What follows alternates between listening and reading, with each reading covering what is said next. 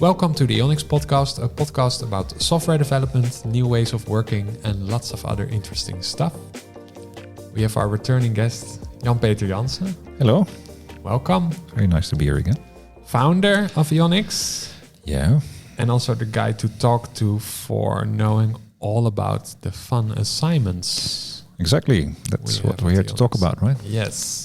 Because sometimes we get questions about all these developers are working at Eonics and what do they actually do and where do they actually work? Yeah. Well, that is a simple question, but quite a complicated answer. Or at least there's quite a few answers here, right? So it depends on many things. So first of all, whether you are English speaking or Dutch speaking. Okay. Because that is making quite a difference. Because if you take a look at the market, there's basically three types of customers that we've got. We've got governmental companies, we've got the large enterprises like banks and insurance companies and railroad companies and travel agencies, stuff like that. Okay. And then we've got the SMEs, right? So the small and medium enterprises. But we don't have too much of those. Yeah, the first two are the biggest part, right, of our customer base, I would say. It's kind of making sense, right? Because, we charge by the hour, and that is quite a rate that we are charging. It's market conform. But still, you have to pay quite a sum if you're a company. So it's making sense that small and medium enterprises don't necessarily have the money to pay for that. Right. And I think also percentage-wise, the number of software developers that work at small and medium enterprises is less anyway in general. I think so. But yeah, as a software development, you typically have a choice, right? Whether you want to work at a small startup or at a bigger enterprise type company. Yeah, and they don't hire much external developers. That's kind of what you're saying. It's more in-house. Yeah, it is more like that. They want people to work for them and to be part of the energy, part of the internal feeling. Company, yeah. Which is totally making sense. And you said at the beginning there's a difference if you're English speaking and Dutch speaking. Well, now we're obviously speaking English, so maybe we should focus on that. What is a position that you might get as a Dutch developer at Eonics, which is more difficult to get as an English speaking developer? Basically the governmental agencies and governmental organizations, they have a Dutch domain, right? So typically new projects there are driven by legislation, and legislation is in Dutch because it's the Dutch government. So it's typically hard to work there and to understand what all of that is saying if you are non-Dutch. And the whole organization is Dutch, where big commercial organizations are a little bit more internationally oriented usually. Yeah, typically they are, or at least most of them are. And also they are focusing more and more, I would say, on getting the best technical person for the job instead of getting a Dutch developer for the job. Right. Because, from a commercial perspective, it doesn't really make sense to make that distinction, right? Between English-speaking and Dutch-speaking candidates, because basically you want the best developer and not necessarily somebody that also speaks Dutch. So you're seeing a kind of a switch in the larger enterprises that they are opening up more and more to be an international company because they also need to change themselves because everybody needs to speak English. Whereas the government doesn't really do that. But does this mean that actually if you want to become, for example, a consultant at Eonics or in general want to be a consulting developer, is that learning Dutch is actually a very good thing to do, basically? That it is for sure, right? So if you look at the market, I think that around, 30% of all assignments are accepting English-speaking candidates. 30%, so only 1/3 is... Exactly. So it is quite low, the number of assignments relatively that is accepting English speaking. So that means as an English speaking developer, you have much more competition on those 30% of absolutely, and lower rates as well compared to. Yeah, there's a larger playing field, so companies have more choice, and if you have more choice, then you are less and less inclined to pay the higher rates. I feel like a developer that speaks Dutch with the exact same experience and skill as a developer that only speaks English, that the Dutch speaking can get a higher rate. Absolutely, right? I think there's a 10 to 20% difference in rate. Right. So I think the rates that we are charging for Dutch speaking developers is between 90 and 100, whereas for English speaking developers it's between 80 and 90. Right. Yeah, so that's quite a big difference. And so we actually help people to learn Dutch. That's nice when you come to work at Eonics. We do. We have quite some tracks now. So we have the internal track. You can do it online. You can combine a little bit. You can have a language coach helping you if you're doing it online. And if you want to do it by yourself, for example, if you're not living all that close to the office, then you can basically decide, all right, I'm going to take this on by myself, and then we can help you figure that out as well. Cool. And in terms of assignments, if we focus on the English speaking once again for a second, like, can you say something generally about like the type of environment? Okay, they're big international companies, but like, are we talking? Yeah, I think most of them are in the financial sector. So all the Dutch banks are internationally focused companies, so they actually already have an international setting. So if you're working there as a Dutch guy or as somebody who's speaking Dutch, then you're typically also in an environment where you're speaking English. So at the banks is definitely somewhere where you can work as an international specialist. And is it then in any kind of regular team, or like what kind of positions are we talking about? Yeah, so I think that when you take a look at how the organizations are structured and how they're working and what kind of technology they're using, then it's actually quite similar across the market. Okay. So everywhere they're doing Scrum. So I don't think that we have any consultant working for us that is not in a Scrum team. Obviously, there's a difference in how you implement Scrum, because there's no such thing as, okay, we're doing Scrum, everybody is doing it differently. Yeah, but just generally you're in a multidisciplinary team who's responsible for their own project management, let's say, or however you want to call it. Yeah, it's a self-organizing team that has a broader responsibility than just building the software, right? Because old style, you're just building the software and throwing it over the wall. And that's not your responsibility anymore. Basically it doesn't exist anymore, at least not in the companies that we are working for.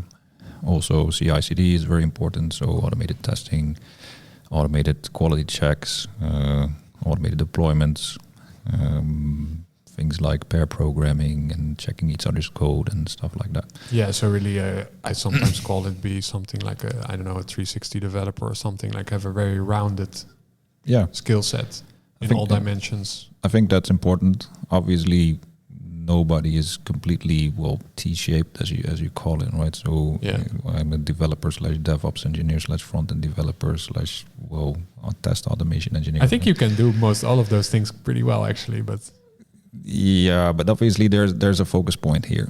Yeah, and I think many people that we talk to are a bit worried, like, I'm actually a back-end developer, and I can do a bit of front-end. Is that like enough? And yes, it is. So that's the infamous full stack developer that everyone's looking for nowadays. Exactly. Right? There's almost nobody that has the full stack, the front end skills on the same level as the back end skills, right? So basically, what customers are looking for is the back end developer. Typically, that is what the focus is at, but who is also not afraid to take a look at the front-end code, right? If the front-end developer is, on a holiday, right, or sick for a couple of days, and who can work together with other front-end engineers and knows what he's talking about. Exactly, and the same thing applies to the DevOps part, right? It helps if you know a little bit about Linux and you know a little bit about Jenkins pipelines or Azure DevOps or stuff like that. So you know how those things are organized. It doesn't mean that you need to know all the nitty-gritty parts. But yeah, have some foundation and yeah, don't be afraid to help out. So basically, helping the rest of the team is that's very important. Yeah, to me it feels almost more like it's not so much about your exact CV and skill set, but it's more almost like a being a full stack developer in these kind of positions. It's more like an attitude you should have. It is an attitude, but you should have one part in that trifecta, basically. Right, one part that you really know everything about. Yeah, you should have a focus point, focus area. So either you should be very good at front-end development and also have some back-end skills, or the other way around, or you should... and then an open attitude and curiosity about the other stuff. And I think that's important anyways, as a modern developer. So you know, or you're interested in learning new stuff. Yeah. And what about, because more and more I feel like at these companies, from what I hear, it's also starting to be more and more cloud-based, right?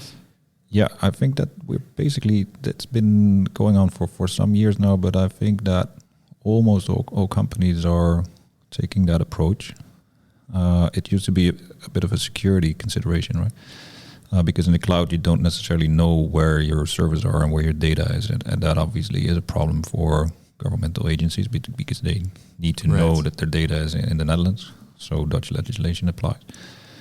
But also for banks, they need to know who is checking there, right? So if you accidentally have your server in the States, then the NSA can actually take a look at your data. But cloud providers, well, they evolved and they are offering services now to accommodate for that.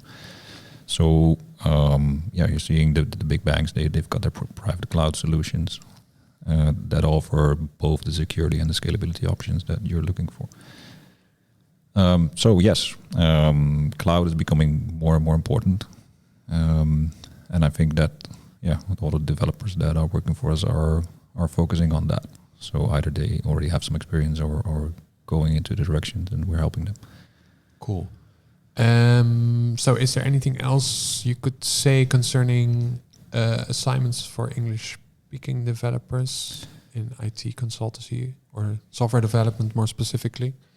Anything that we missed? Well, I think in general you can assume that you'd be working at a large professional company, right? So there's just you coding somewhere all by your lonesome and doing something. It's always a team effort. Exactly. It's always a team. It's always Scrum. It's always self-organizing.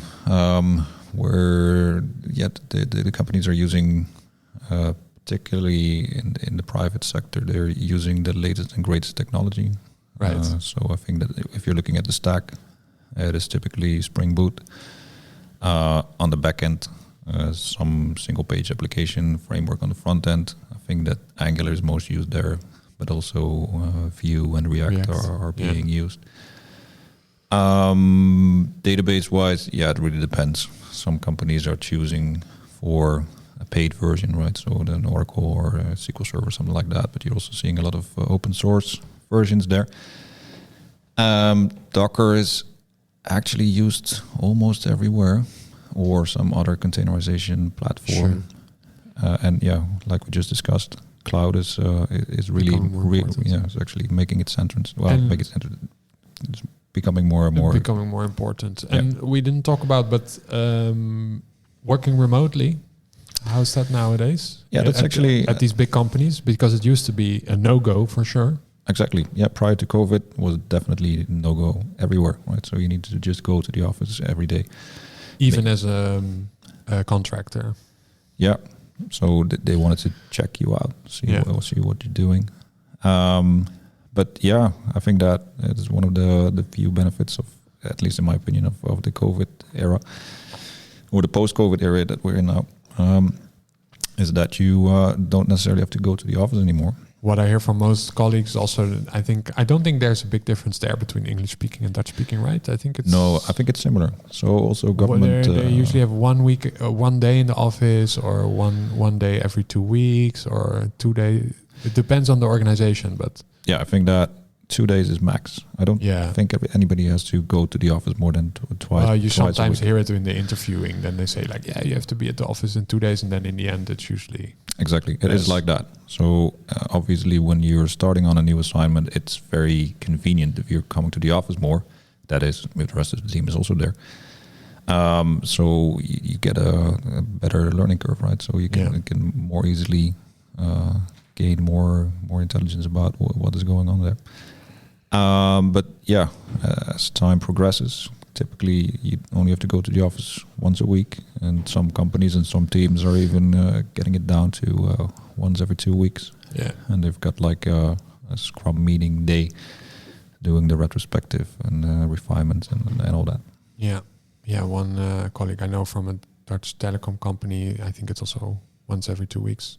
So we hear that a lot nowadays. So what would be your advice to an English-speaking person, a developer who's looking to get into this stuff?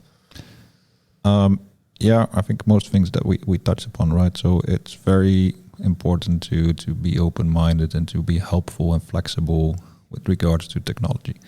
So you don't have to be full everything, right? So full front-end, full back-end, full DevOps, full cloud, whatever. But you need to have an interest in learning those things, and also helping out other people. I think that is a majorly important mindset. Also, learning Dutch is offering more opportunities. Yeah, and I think also to add on that is, I think it would be very difficult as an English-speaking developer to find your own assignment in this field. It is, yeah. I think you just do it by yourself. Let's say you're a freelancer and you're just looking for work by yourself. I think that is, virtually impossible. Now, you can do it obviously, but I'm sure you can do it if you're really experienced and confident. But but you need to have partners to help you with recruitment and get into the organizations and all exactly. This kind of stuff. You need to get in there because there's a lot more. There's a lot more people available that are English speaking. So it is very important to be able to stand out and to be on the top of the pile of CVs that are being offered. So I think if you won't say it, I will say it, that people should just give us a call. If they are a good software developer and want to work at a big Dutch bank and earn a lot of money, then just come to us. Yeah, exactly. So we've got quite a few very nice customers, and we've got the great English or the Dutch-speaking tracks. I think we can really accommodate the English-speaking professionals. So yes, come to us. We're great. Thank you for sharing your knowledge today, JP. Quite welcome. And I'm sure we'll speak again. All right. Thanks, Marcus.